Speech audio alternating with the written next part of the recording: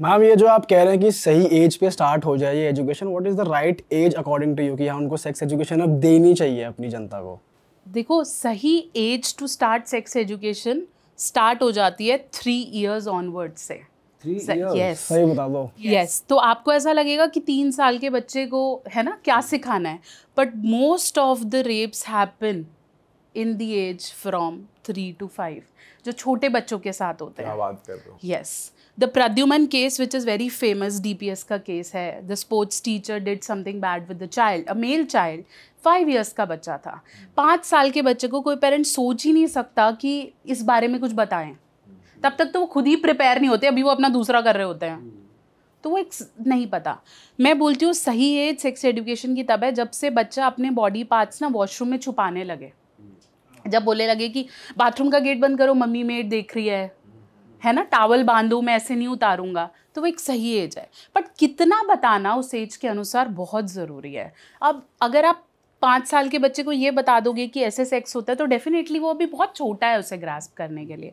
तो 3rd year से start करो, good touch, bad touch, what are your secret body parts, right. जब जैसे ही बच्चा 5-6 साल का हो जाए, 5-6 साल साइकोलॉजिकली वो एज है जब उसे ये पता है ये मेरा टॉय है, किसी को नहीं देना, तो आइडेंटिटी फॉर्मेशन हो गया। मैं इस समय वो मम्मी को ये भी बोल देता है कि आप गलत बोल रहे हो, मेरा दोस्त तो ये बोलता है ना, आप बुद्धू हो, व्हाटएवर। अब उसको पता है कि मेरी आइडेंटिटी है, उससे पहले वो वही बोल रहा है जो आप बोल रहे हो।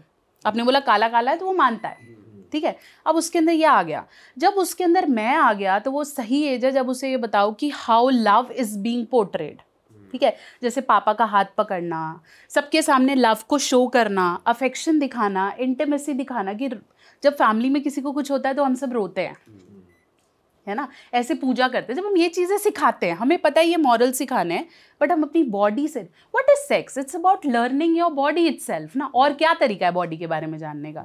वही 2 चैप्टर्स हैं बायोलॉजी के, जिससे हम बोलते हैं ये सेक्स एजुकेशन है या तो रिप्रोडक्शन है, इसके बारे में नहीं पढ़ना है। स्कूलों में तो यही चैप्टर होता है मोस्टली, बस जो टीचर्स नहीं पढ़ाते, हाँ, क्योंकि वो खुद भी ही शर्म comfortable में नहीं पढ़ाते है। हैं कि भाई हाँ, वो बोलते हैं ये नहीं आएगा क्योंकि वो कॉलेज में आ रहा है, तो वो पर्टिकुलर पोर्शन हटा ही देते हैं कि ये नहीं आएगा, या ये खुद पढ़ लेना। मैक्सिमम से मैक्सिमम 11th-12th में जो चैप्टर्स हैं उसके अंदर कॉन्ट्रासेप्टिव मेजर्स के बारे में पढ़ा देते हैं कि ये ऐसे होता है, ये ऐसे होता है, वो भी खुल के नहीं बताते। मेरे को ही नहीं बताया बीइंग मेडिकल स्टूडेंट होने के बावजूद, तो हमें प्लांट का रिप्रोडक्शन अच्छे से बताते हैं। वहाँ से सीमेन गिरता है, वो ऐसे सब ने वो एक एक फूल तोड़ के चिड़िया वो उसके अंदर देखा हुआ है क्योंकि वो ज़रूरी है, ठीक है, लेकिन ह्यूमन के बारे में नहीं बता रहे।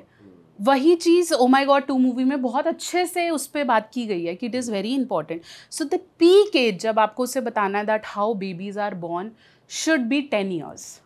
ओके। और मैम जैसे स्कूलों में 12th तक या हम 10th तक पढ़ते हैं सारी चीज़ें, तो वो कितनी हद तक बतानी चाहिए? क्योंकि एक हद भी तो होनी चाहिए ना इन चीज़ों की, किस हद तक बता रहे हैं, कितनी ओपननेस है, वो कितना होना चाहिए? देखो एक बात बताओ, जब हम प्यूबर्टी हिट करने की बात बोलते हैं, लोकल भाषा में यौनावस्था जब हमें आती है, हमें सेकेंडरी सेक्सुअल हार्मोन्स आते हैं, वो एज मेरे समय पे, ठीक है, थी अप्रॉक्सीमेटली 12 से 14 साल। बोलते थे कि 8th-9th में you will achieve periods female को, और बॉयज़ को बोला जाता, बॉयज़ को थोड़ा जल्दी आता है, ठीक है, तो वो आता है अप्रॉक्सीमेटली वही 12-13 साल के आसपास। और अब हम इतना हम आगे बढ़ चुके हैं, news, social media, that women are getting their periods, girls को हो रहे हैं 9 years में।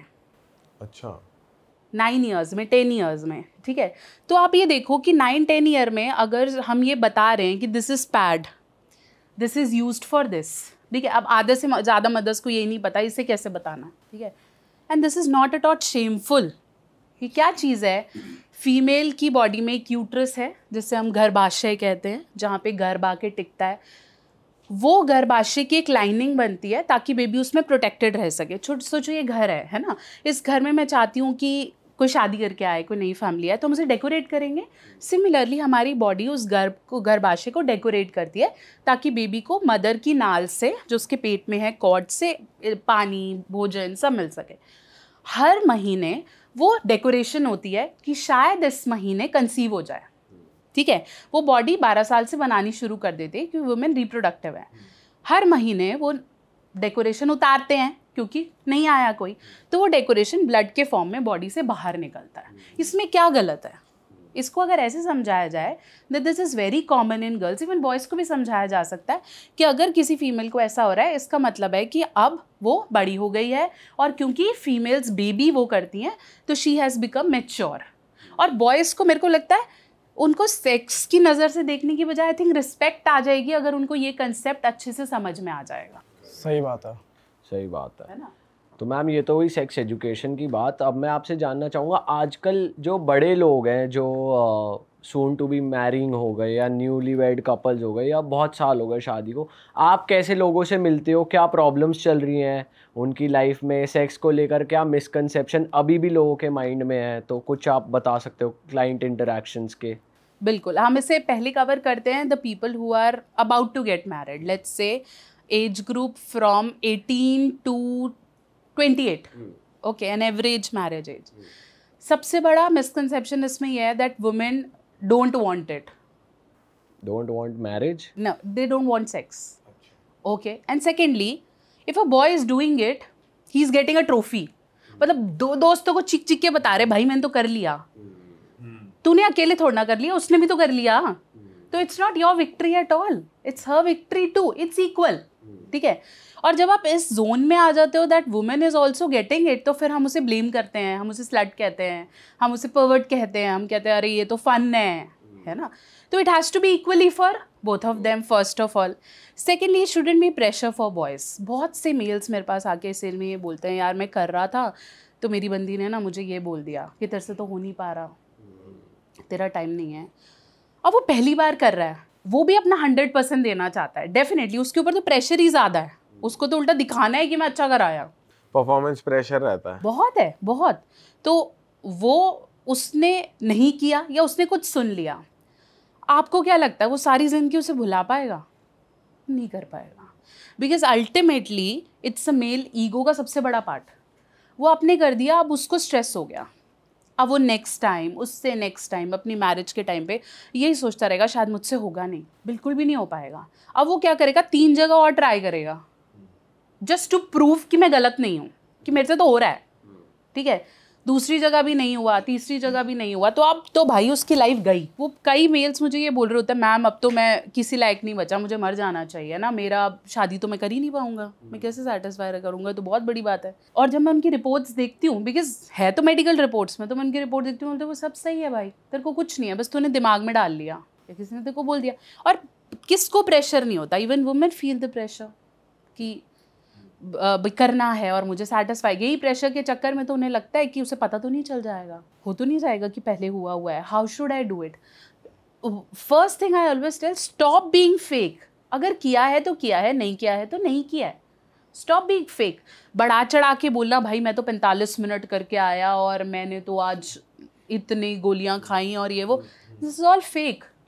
एक गोली के बाद दूसरी गोली खा के दिखा दे मेरे को, कोई पॉसिबल ही नहीं है, आपका हार्ट बाहर आ जाएगा, इतना ब्लड प्रेशर बढ़ जाता है। गोली वैसे खानी चाहिए, इज इट एडवाइजेबल? सी, अगर आप गोली सिर्फ इसलिए खा रहे हो कि गोली खाने से मेरा टाइम बहुत बढ़ने वाला है, तो ऐसा नहीं है।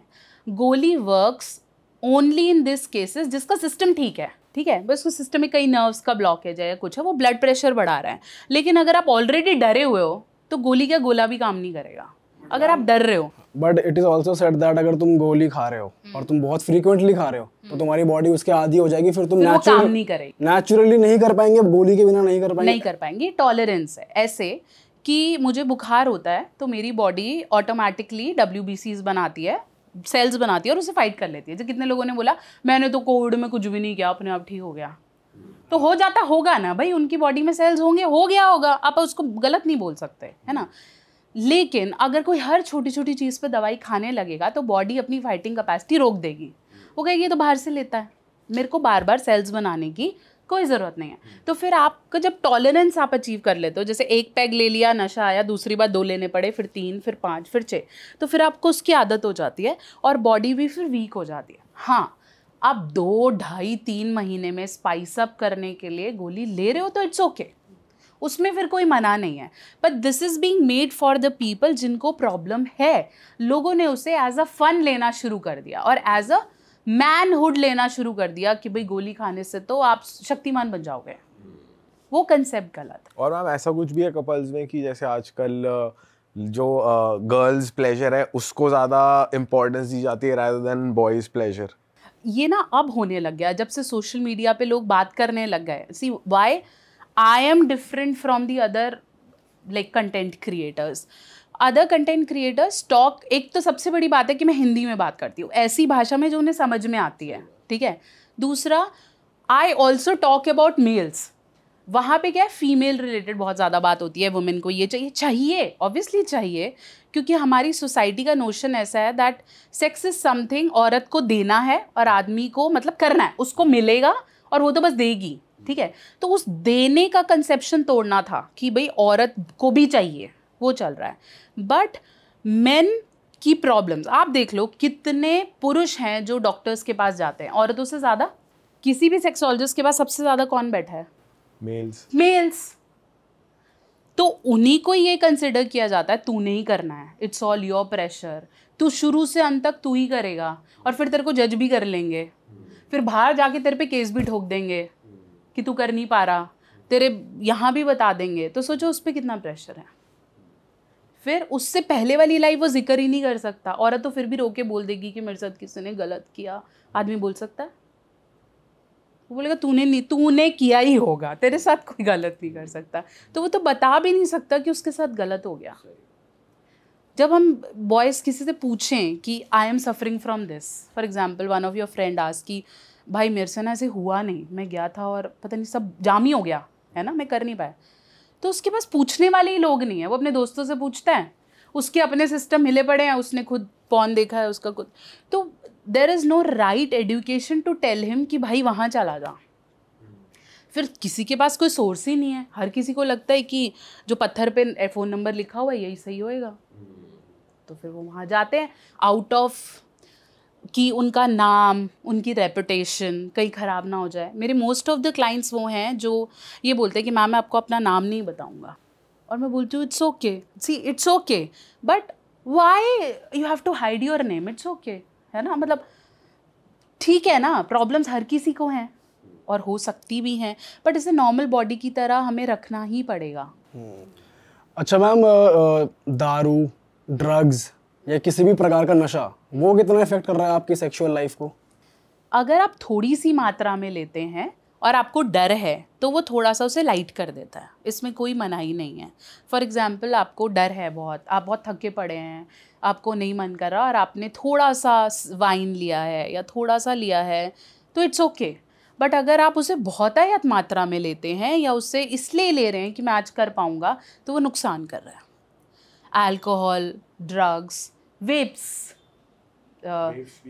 भी डेफिनेटली। वेप का तो बहुत ट्रेंड आ चुका है इस टाइम मार्केट में, और हर बच्चे के पास है, मतलब एक 28 साल वाले बंदे भी नहीं होगा, 18 साल के लौंडे पे जरूर। और लोगों को ये लगता है कि सिगरेट से सेफ होता है वेप। जिम में वेप कर रहे हैं लोग, एक्सरसाइज कर रहे हैं और वेप कर रहे हैं। बिल्कुल कर रहे हैं, बिल्कुल कर रहे हैं, मेट्रोज में कर रहे हैं लोग। किसी को ऐसे लोग, ये सबसे बड़ा मिथ है दैट वेप इज सेफर। मुझे किसी ने उस दिन बोला भाई जब से मैंने ये लिया है ना मेरी तो सिगरेट छूट गई है, मैं तो एक भी नहीं लेता, अब तो इसमें ही ठीक लगता है और देख मेरी हेल्थ का भी नुकसान नहीं हो रहा।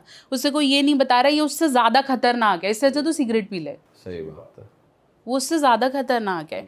योर ब्रीदिंग तो चलो है ही इम्पैक्ट होती है, vapes make your nerves very narrow, वो बिल्कुल ऐसी हो जाएंगी। तो जब नर्व्स बिल्कुल पतली हो जाएंगी तो ब्लड फ्लो नहीं हुआ, और सेक्स का इरेक्शन का मतलब यही है कि आपका ब्लड फ्लो नीचे अच्छा आएगा, तो सारी नर्व्स आपकी जाम हो गई। मेरे कितने पेशेंट मुझे ये भी बोलते हैं मैम मैं दारू नहीं छोड़ सकता, मैं सिगरेट नहीं छोड़ सकता, आप दवाई दे दो। तो उस केस में क्या होता है फिर उसे ये बोलते हैं कि भाई हम तो दे रहे हैं लेकिन फिर मेरा बिल आ रहा है, तेरा कुछ नहीं हो रहा। फिर ऐसे केस में मैं ही कमा रही हूँ और दारू बनाने वाला कमा रहा है। सही बात है। तो अल्टीमेटली लाइफस्टाइल चेंजेस तो हैं, हर केस में है, हर कंडीशन में है। हम आपको ये नहीं बोल रहे पूरा छोड़ दो, मैंने आपको बोला ना थोड़ा सा ले सकते हैं यार, ह्यूमंस हैं, we want to, sometimes it's okay, पूरा मना नहीं करना, लेकिन करना डॉक्टर ही मना करेगा और कोई से तो मानने से रह लो, ठीक है। तो अगर आपको आप इसलिए पी रहे हो कि ये क्योर करता है तो वो नहीं करता। मैं हमेशा बोलती हूँ एडिक्शन के मामले में जब हम बात करते हैं, if you are doing something repetitively out of positive और नेगेटिव हार्मोन, जैसे मास्टरबेशन की बात करते हैं, okay, that is also an addiction, एक लत है, जो लग जाती है। अगर आप, कई लोग बोलते हैं कि आप तो बहुत ओपनली बोलते हो कि मास्टरबेशन इज़ हेल्दी। आप बोलते हो? बहुत बोलती हूँ, और मैं हमेशा बोलती हूँ इट इज़ हेल्दी। आप कभी भी करो, आप 70-75 में भी करो, इट्स ओके, आप कर सकते हो, करो। But how much masturbation is healthy masturbation, वो इम्पॉर्टेंट है, उसके बारे में बात करते हैं। तो मास्टरबेशन एक लत तब बन जाती है जब आप उसे नेगेटिव या पॉजिटिव इमोशन में करते हो। पॉजिटिव इमोशन में कब? तेरा भाई खुश है, ठीक है, अकेला है, घर पे कोई नहीं है। नेगेटिव इमोशन में कब? जब वो इरिटेटेड है, उसे गुस्सा निकालना है, ठीक है, वो आज उसके पेरेंट्स ने बहुत डांटा, वो गिल्ट में है, उसने अपनी बंदी से बोला, उसने मना कर दिया, उसने अपनी बीवी से बोला वो उतनी जा सो जा, तो अब वो क्या है? He is agitated, he is angry, he is feeling alone, he is feeling empty. तो ऐसे टाइम पे जब भी आप कुछ करते हो तो अगली बार आपका ब्रेन यही रिस्पॉन्स देता है कि अब तू फिर नेगेटिव हो रहा है, वही कर ले, क्योंकि वो सेटिस्फेक्शन देता है। सिमिलरली विद अल्कोहल, ये हुआ, ये कर लो। आप या तो फन में करते हो, या आप अकेलेपन में करते हो, या फिर अवेलेबिलिटी है, दिख रही है, ठीक है, या फिर आप बहुत नेगेटिविटी में करते हो कि बंदी छोड़ गई यार, अब तो कोई और तरीका नहीं है। तो ऐसे करके नहीं पीना चाहिए, इससे आपको एडिक्शन हो सकता है। और यही एडिक्शन धीरे धीरे, प्लेजर कब एडिक्शन में कन्वर्ट हो जाएगा आपको पता नहीं चलेगा, और फिर आप तब भी करोगे जब आपको मज़ा नहीं आ रहा है। ये गलत है। फिर आप करोगे और बोलोगे मेरे को नहीं करना है, मैं नहीं करना चाहता, मुझे वीकनेस फील हो रही है, आप फिर भी करने लगोगे। और रिपीटेटिव मास्टरबेशन इज अ सिन। एक बार, फिर 2 बार, फिर 3 बार, फिर वो गलत है। ओके, करो, खुश रहो, इट्स ओके। ये हम एक दिन में बात कर रहे हैं कि रेपिटेटिव जो रेपिटेटिव एक टाइम पे करते हैं लोग, एक बार में 3-3, 4-4 बार कर रहे होते हैं, जैसे पता नहीं कोई लॉटरी निकल आई है घर पे अकेला है तो वो बहुत गलत है। हाँ, आप हफ्ते में 2 बार करना चाहते हो, 3 बार करना, खुशी से करो ना, कि okay I am exploring my body, I am loving my body. 25-26 के बाद सबकी नीड्स हैं, जो मना करता है वो फिर अलग ही जोन का है, बट 25-26 के बाद सबकी नीड्स है। और अगर लोग 32 में शादी कर रहे हैं तो वो क्या करेंगे? मानो ना मानो यही कर रहे हैं, ठीक है। 45 के बाद wives are mostly not competent to do it, और रिस्पॉन्सिबिलिटी है रहते, फिर वो क्या करेंगे? एक्स्ट्रा मैरिटल तो नहीं करेंगे ना, हर कोई तो नहीं करेगा, तो फिर यही कर रहा है। तो इसके बारे में एक्सेप्टेंस क्यों नहीं है? कर तो सभी रहे हैं, नहीं कर रहे तो वाइफ से करवा रहे हैं, कर तो यही रहे हो, फिर उसको गलत क्यों मान रहे हो?